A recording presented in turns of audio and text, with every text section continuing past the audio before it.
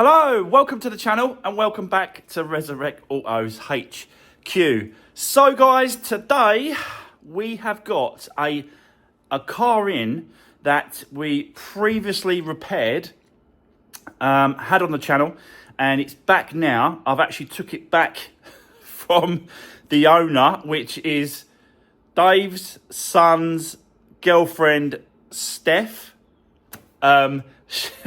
She bought it. She passed her test, and she saw me doing this one. She liked it, and she bought this little Ford KA. This was her first car, but she's had this for a while now, and she's put a few thousand miles on the clock. But she saw me doing the Kia Picanto, the white one, and she was just interested in swapping out and changing her first car for her next car, and that was the Kia Picanto. So we done a deal, and I said, all right, I'll take this in some sort of part exchange, and it has got a problem with the clutch. It's starting to make a rattling noise. I'll show you that in a second and explain what's going on, but we'll be working on this car today, which is Steph's old car. So let's get into it. Let's do this.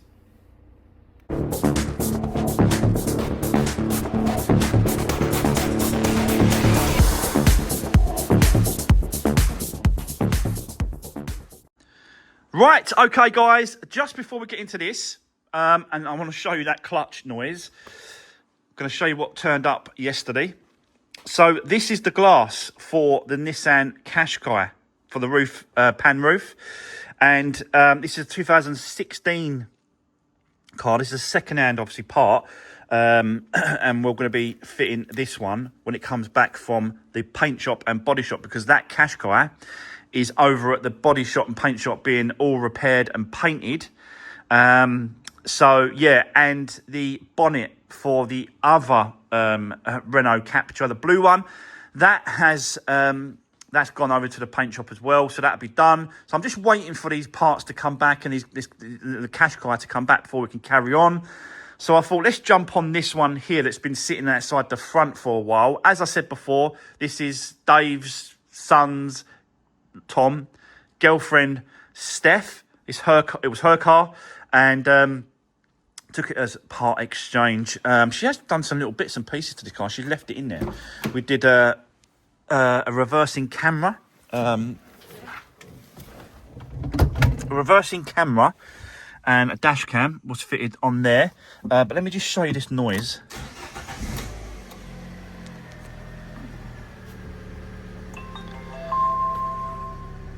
Pretty smart actually, dash cam, so she's left that in, which is nice. Because the one that I gave her, the Kia Picanto, that's got its own dash cam. So yeah,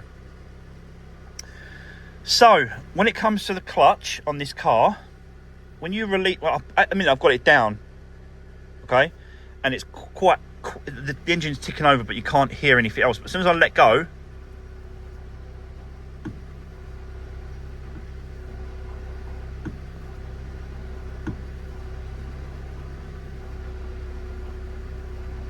can you hear it?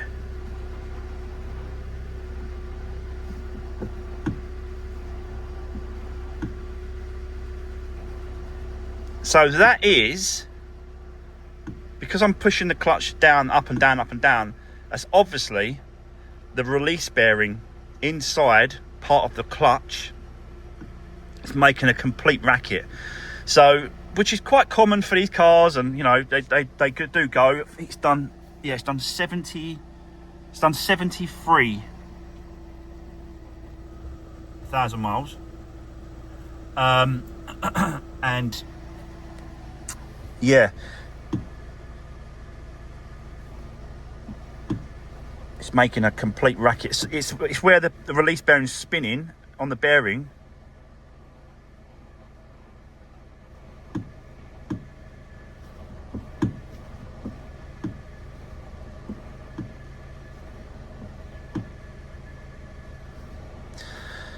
So yes, that is what we're going to be doing.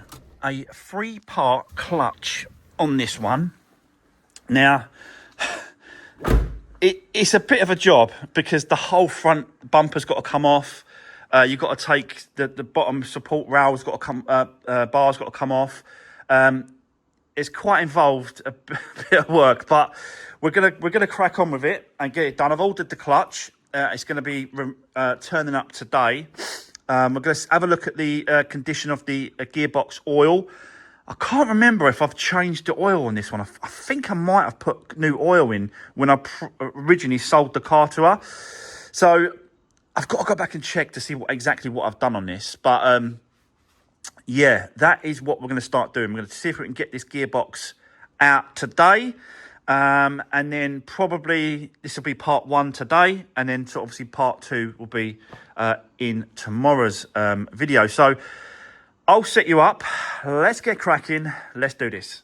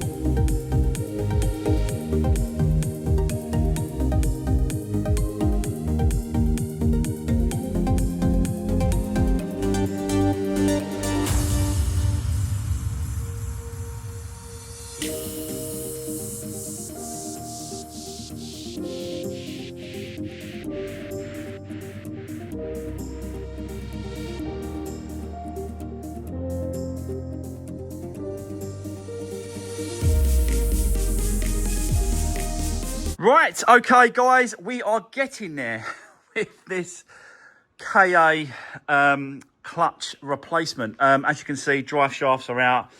All the little bits and pieces of the metal brackets and all that sort of stuff. All the underneath part is actually removed. So now, this is why I've come in to show you now, because what we've got to do is drop the car down and start on the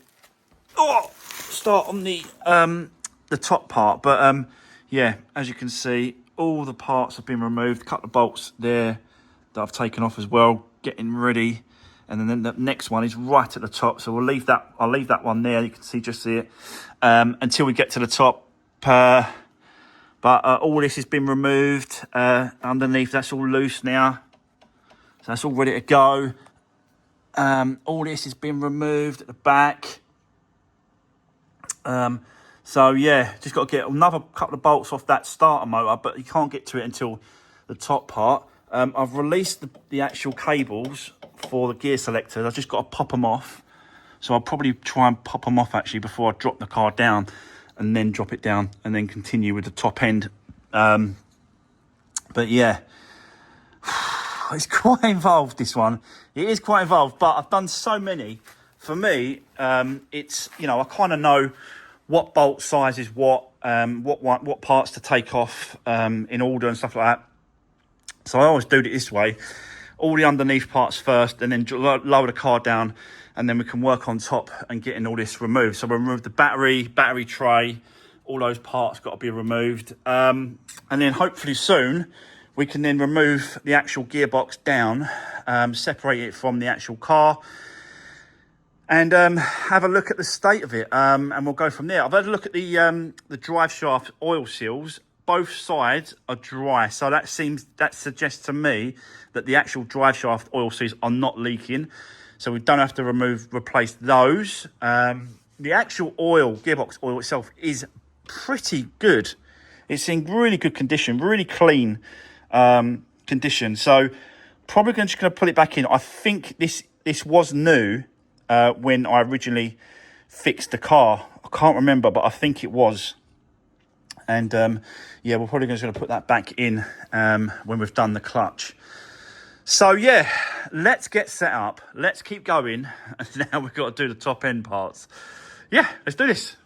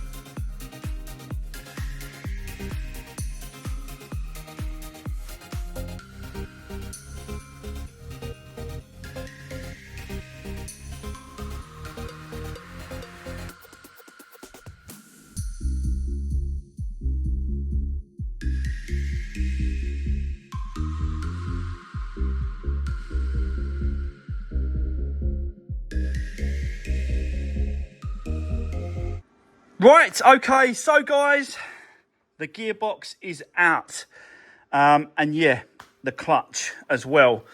So let me start with the clutch plate itself. It's not slipping the clutch, and it's not gone, but it is getting there. It's quite close to those rivets there, but it's still got a little bit of life, but not a lot. I've got to be honest. So yeah, not gone, but on its way. Now, I thought we was going to be just, I had a funny feeling it was going to be the clutch and the gearbox, and that's exactly what's happened. There's that shaft should not have that much movement. You can move it around and up and down. It's really it's really moving around. No good. So we cannot use this gearbox. We're gonna have to get another one. We won't get a new one. We'll just get a second-hand one with a good shaft. I'll go down and check. I know a guy who brakes. All he does is brakes Fiat 500s and Ford KAs. That's all he brakes. So he'll have plenty of these and a decent one down there. So yeah, I just can't leave that down there. Don't get me wrong, it's going to be an extra money for me to spend on another gearbox, but it's going to be worth it. I cannot fit that. I can't put that back in. Don't care. It's not going back in. So yeah, that's where we are. So I'm going to leave it there for now. that's part one done. We've removed the gearbox, got to the clutch, and yeah, we'll do part two tomorrow. So I'll go off this afternoon. I'll get us another gearbox. I'm gonna have to, if we're gonna change the gearbox, then we're gonna have to change the oil seals on both sides, because I can't trust, even though these ones are okay, I can't trust the gearbox we're gonna get is gonna seal. So yeah, we'll have to do that as well. But it is what it is. It's got to be done. So, yeah, that's part one done on this clutch, guys. I'll see you tomorrow in the next episode, part two. So, thanks for watching. Don't forget, drop me a comment down below. Give the video a thumbs up. And I'll see you tomorrow in the next one, where we're going to be changing the gearbox. I'm going to show you the new one I get. So, thanks for watching, guys. See you soon.